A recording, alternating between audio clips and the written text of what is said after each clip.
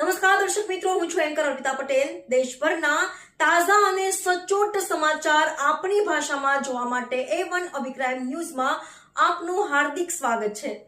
હવે જોઈએ મુખ્ય સમાચાર। શાંતિ સમિતિની બેઠક આગામી દિવસોમાં ચૈત્રી નવરાત્રી અને રમઝાન અને રામનવમીના તહેવારને નજીક આવી રહ્યા છે, ત્યારે નિમિત્તે સુરતના કાપોદ્રા પોલીસ સ્ટેશન ખાતે લસકાણા, સરથાણા અને કાપોદ્રા વિસ્તારમાં રહેતા હિન્દુ અને મુસ્લિમ ભાઈઓની એક શાંતિ સમિતિની બેઠક યોજવામાં આવી હતી। તેમાં DCP Alok Kumar, SAP Vipul Patel, PI MP Vaspura, PI Kuldeepsinh Chavda અને પીઆઈ બીબી કરપડાની ઉપસ્થિતિમાં ત્રણેય પોલીસ સ્ટેશન વિસ્તારમાં રહેતા હિન્દુ અને મુસ્લિમ ભાઈઓ મોટી સંખ્યામાં ઉપસ્થિત રહ્યા હતા।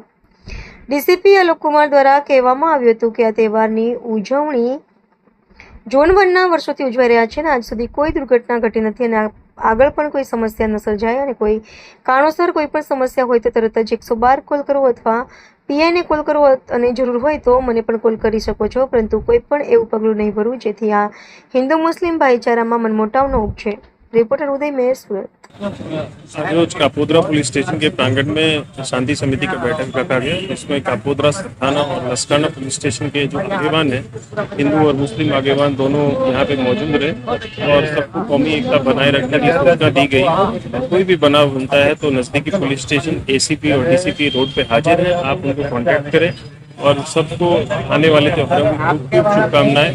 और मैं सबसे यही कामना करता हूँ कि सब आप कौमी एकता बनाए रखें, कुछ भी बनाव हो तो आप पुलिस को जान करें।